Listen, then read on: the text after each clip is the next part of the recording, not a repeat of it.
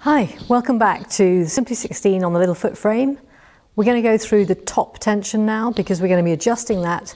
We've set our bobbin tension, we can leave that as it is. All we've got to concentrate on is either tightening or loosening the top tension. This is the top tension dial. To make it easier, I've put a little dot of white paint just on the little knob. There's a little dot on the outside of the tension dial and the tension knob. And by adjusting that tension knob, we're either going to increase to the right or decrease, turn to the left, our top tension. So we need to do some stitching out. Now the kind of stitching out that helps you identify whether you need to tighten or loosen the tension is normally circles. So we do anti-clockwise and clockwise circles, and we do sharp pointy things. Sharp pointy things are good because you can see whether the bobbin tension is being pulled to the surface on the top, or whether when you flip it over you can see lots of the top thread on the back.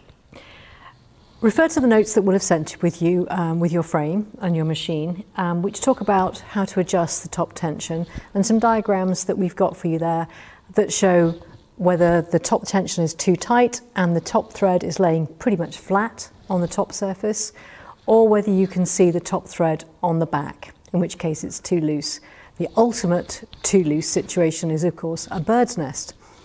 If you get the ultimate bird's nest situation, it probably means that when you threaded up the machine, you didn't floss it up between those discs quite right. So that's the first thing to look at if the top tension is too loose and you end up with a bird's nest.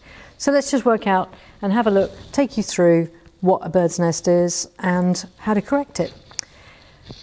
You'll be doing the Simply 16 installation yourselves, but of course we've also got our one-on-one that we're doing as well.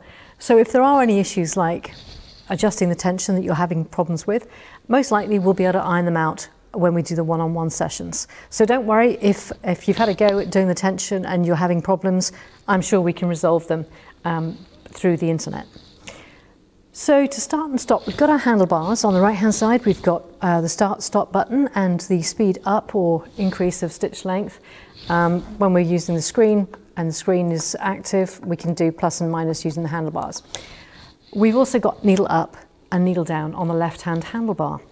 The easiest way to kind of create a muscle memory about how to use the machine is to hold the top thread in your left hand and use your right hand to control both the right hand and the left hand handlebar. So I'm just going to start. Actually, one quick thing I forgot to mention is that we've got a scrap piece of fabric here. This is a previously quilted piece of fabric. When we're testing out tension, it's important to use something very similar to what we are using in our quilt. There's no point in testing it out on batik and then using a normal 60 by 60 count quilting cotton on your actual quilt, or vice versa. It'd probably be worse vice versa because the batiks can be a bit more challenging. With this sample here, I'm just using the clamps that we can push on to our little foot frame and just adjusting that so that it's a reasonable amount of tension.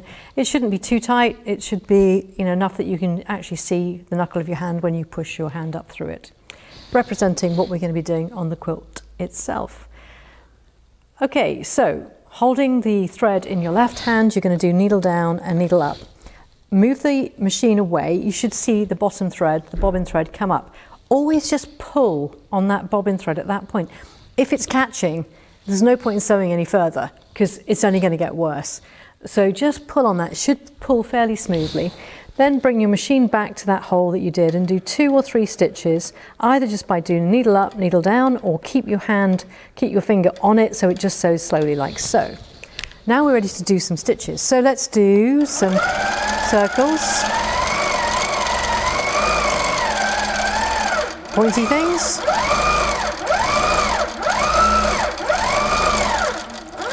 move away so that we can look at the underside. There's no point in stopping and trying to see exactly where you stitched. And now we can take off this clamp and have a look at the underside stitches. I'll insert some stills so you can actually see what I've done in this section here.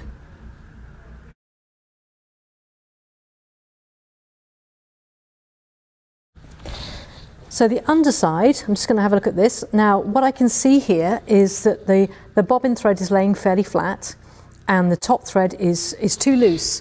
because it's actually coming through to the underside of the fabric.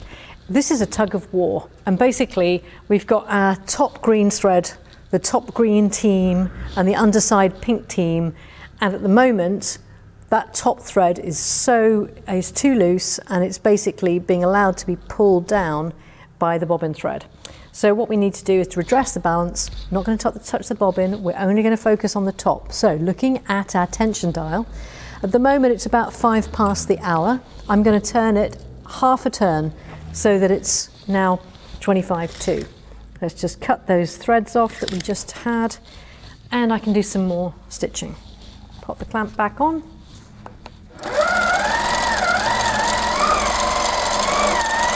More loops. And let's have a look at that. So that's this one here. So, oh, that's a lot better. Lot better. Excellent. Okay, so that was the one I did after I changed it. I could go a little bit further though, which is what I'm going to do. So I'm going to stitch down into this section here. So I'm going to do another half turn. I mean, with the top tension, it's nothing like the bobbin tension. With the bobbin tension, we're changing like little nicks of minutes at a time.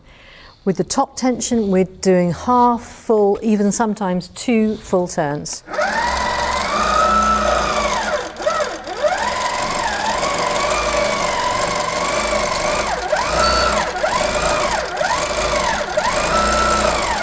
And what I'm looking for is, if I've gone too far, then I should be able to see the bobbin thread coming up to the top. I can't yet see that, so I know I haven't gone too far, but that's probably my next step. If I'm not happy with the underside, no, I can definitely still go further. So think about it this way. If you go too far, you know it's between the previous point and the too far gone point, and it's somewhere in between those 2 points. So you've kind of got your max and your minimum, and that's not a bad way to go. So I'm going to turn it 3/4 of a turn.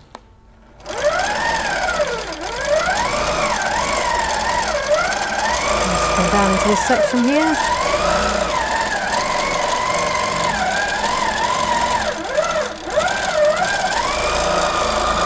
So I'm going to look at this section here.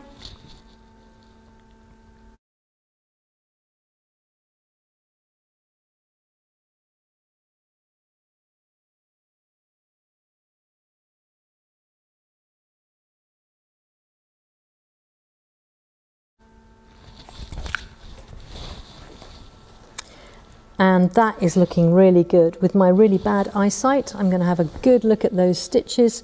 That's excellent. I can hardly see any of that top thread on this back side. And let's have a look at the top. Yeah, there's a few little bits there. I can see a little bit of the bobbin thread coming up. So it was between the 5 past and the 10 to. So now I'm going to back it off by 10 minutes and give it another go. In fact, I'll just pull this through a bit more, so that we've got a bit more to play with. It's good if you've got a different thread colour from what you've used previously. Oh. Just hold that there.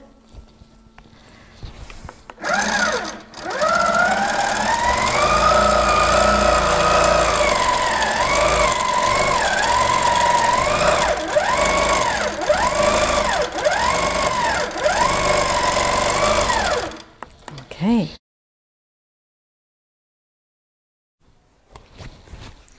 And let's have a look. Oh, that looks great. Really happy with that. So we've got to the point that we want. So to finish off your stitches, do 2 or 3 stitches going back along the work that you just sewed. Now pull a loop. Move the machine away and come back, do a final stitch down, and your bobbin thread should be there. Then you can either trim that level with your quilt, or you can sew the end in if you wish. And that is stopping, starting, and testing your tension.